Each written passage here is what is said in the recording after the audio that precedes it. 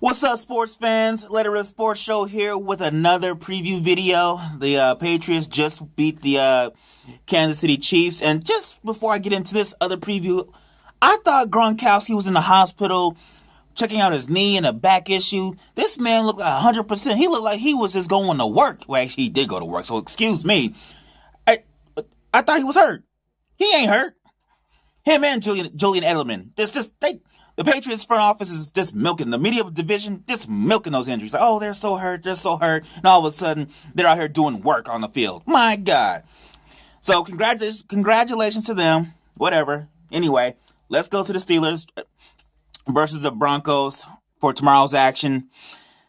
You know, whew, right now the Steelers are just a walking mash unit. Everybody's hurt. Everybody who's key to this game is hurt. You got Ben Roethlisberger, who got a shoulder. You got Antonio Brown, excuse me. He's out with a concussion. You got D'Angelo Williams. He's out with a foot injury. Key players, either out or hurt. And I want to say it's going to be a blowout, but something in the back of my mind is saying, you know what? It's going to be closer than what people are thinking. So, with that said, how do the Steelers win this game?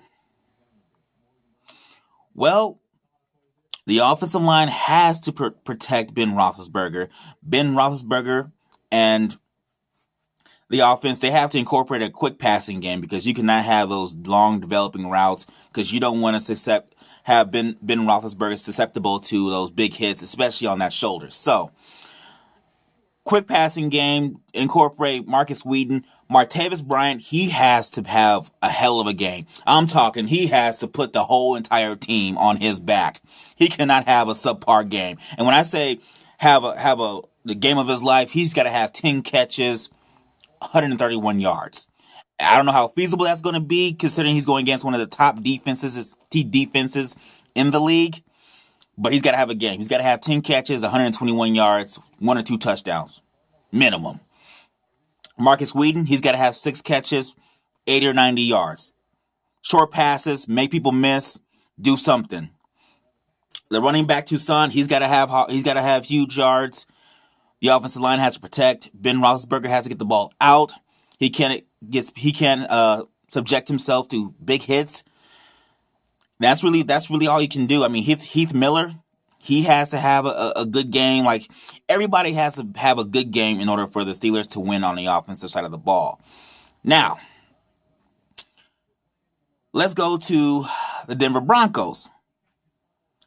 It came out that this is the first time that Peyton Manning's been healthy all year, even including the first game of the season. That's saying a lot.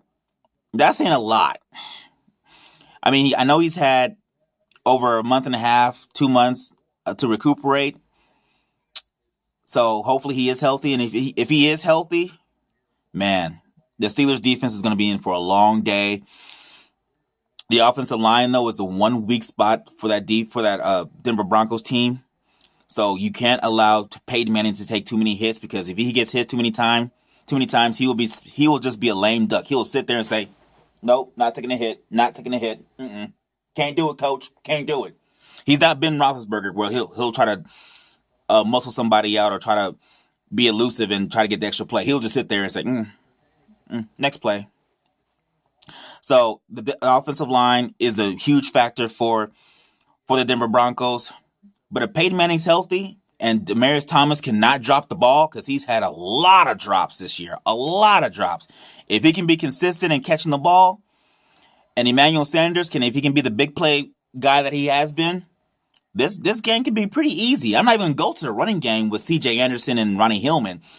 If the offensive line can protect, and those two receivers I mentioned can be dynamic as I know they can be, it's going to be a walkthrough. But one guy I want to step up, I really want him to step up, is Vernon Davis. Ever since he's gotten to the Denver Broncos, he hasn't really been that big time player, but that might be attributed to the fact that he doesn't really know the offense that well. But he's had 2 months now to get into it. Plus, he's had the bye week, so hopefully he can become more entrenched in the offense. But Owen Daniels, if he can continue to play well like he has been all year, it's going to be a walkthrough. Now, what do the Steelers have to do to stop Peyton Manning? Well, I mentioned it. If Peyton Manning gets hit too many times, lame duck syndrome. So what do? You blitz. You exploit the one weakness of the Denver Broncos. That would be the offensive line. You punish them. You punish freaking Peyton Manning. You make him think he's in a freaking Papa John's commercial saying, better foods, better ingredients, no football. You have him do that. That's how you stop the Denver Broncos on offense. So if I'm the Steelers, you blitz, and blitz.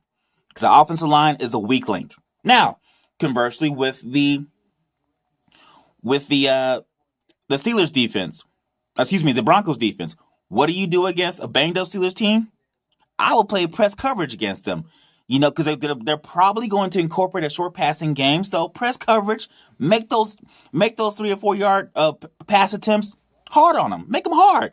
Get in their back pocket. Say, no, I'm here all day, baby. I'm here all day, and it's going to be a long 4 quarters. That's what you do if you're the Denver Broncos.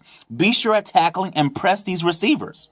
That's the game plan. And then if you can throw an occasional blitz, make sure you make Ben Roethlisberger feel those hits. Make him say, hey, how's your shoulder? You need an ice pack? Ice up, son. Sorry about you tapping the shoulder. That's what I would do. Punish Ben Roethlisberger. Punish those receivers. Bang them up. So, that's my analysis for the game. Preview time. Who do I think is going to win? The Denver Broncos. They're just going to win. There's just too many injuries. Too many injuries for the Steelers to overcome. So, Denver Broncos, calling it right now. Please leave me suggestions if you think the Broncos if the Steelers can somehow pull this game out, or give me other reasons why you think the Broncos are just gonna walk away with it. So, thank you for watching. Please subscribe to my YouTube channel, and I'll see you next time with another preview, the Seahawks and the Carolina Panthers preview. Thanks for watching, boys and girls. I'm out.